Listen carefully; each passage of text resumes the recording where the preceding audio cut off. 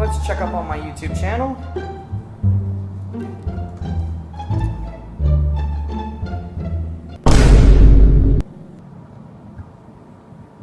Alright, you know what? You know what? Time to make another video.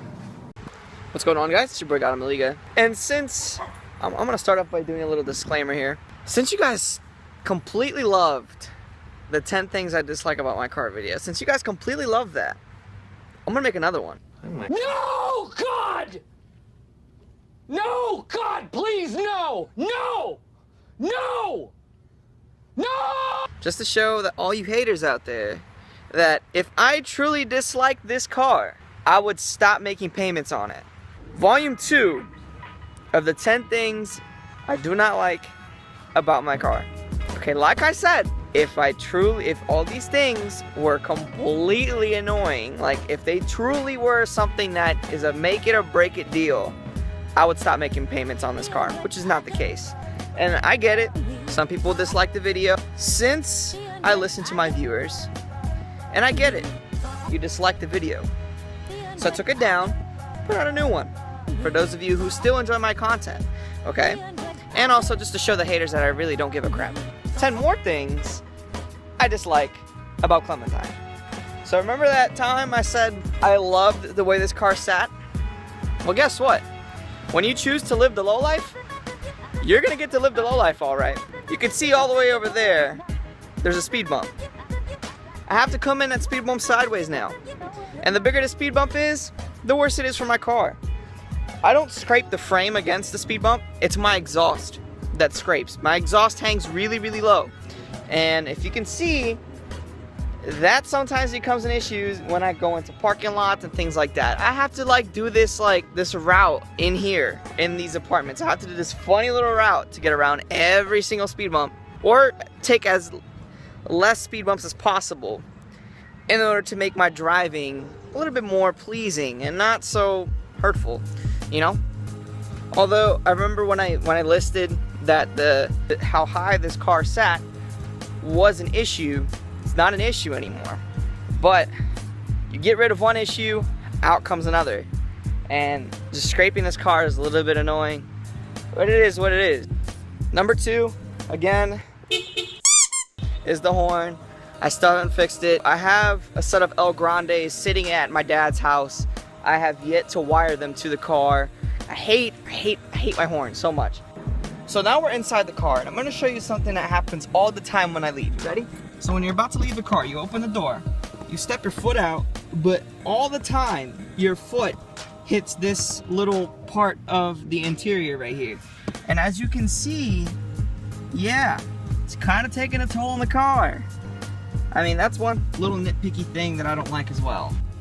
Number 4, pedal placement. And the thing is that the accelerator pedal is placed so much lower than the brake pedal that I have to stomp on the brake even more to try and heel toe. That's just one thing that I do not like. But I'm still trying to master heel towing in this car.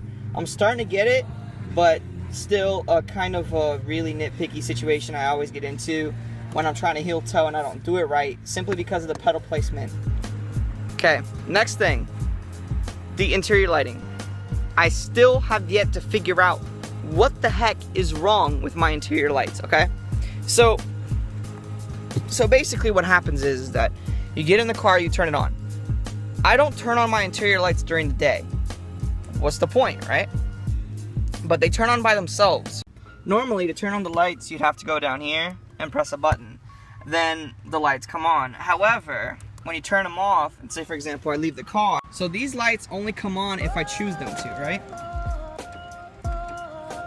But like say for example if I lock the car using my button, instead of using this button I use my keys, and if I lock it plenty of times, or enough times, sometimes, well maybe not right now, the interior lights will come on.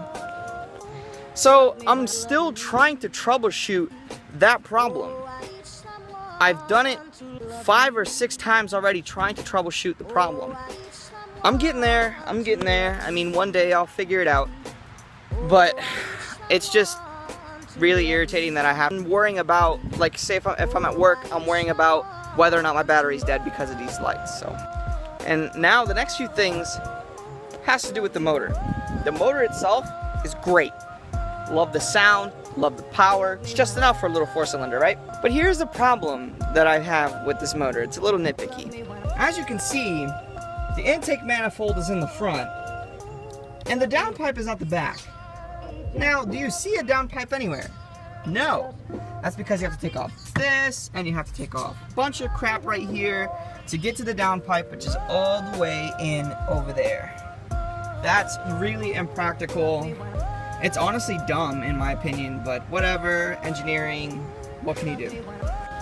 Now I'm gonna get on to the next thing I don't like about this engine, or actually about modern cars in general. Anything you do to this car, either a check engine light will come on, or it'll make the car run like crap. But like I said, you even change the intake. You get a certain intake for this car. The MAP sensor gets thrown off, and your car runs like crap. You do an RBC manifold swap, and you don't tune it, your car runs like crap. It's just so irritating. You can't do anything to the engine of this car without tuning it, really. So now you end up spending $650 more to get a Honda at a Flash Pro in order to make everything run right. The next thing is the hate it receives for being a Honda. I go to car meets and stuff. A lot of people compliment this car. I appreciate you guys complimenting on my car, by the way. I agree. Hondas are slow. This car is slow. It's no exception. I'm not out here trying to prove that I'm faster than anyone driving this car. Okay, this car is fun. Okay, it's not the fastest thing in the world. It's still just a fun toy. It's not freaking race car. Okay, so just because you see my Honda at a meet does not necessarily mean I'm a racer, guys.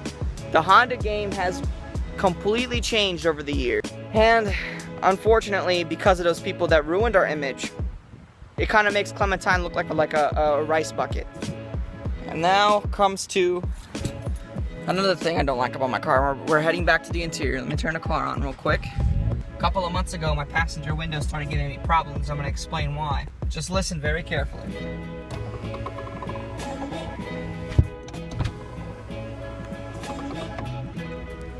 Now, let's go to my driver's side window.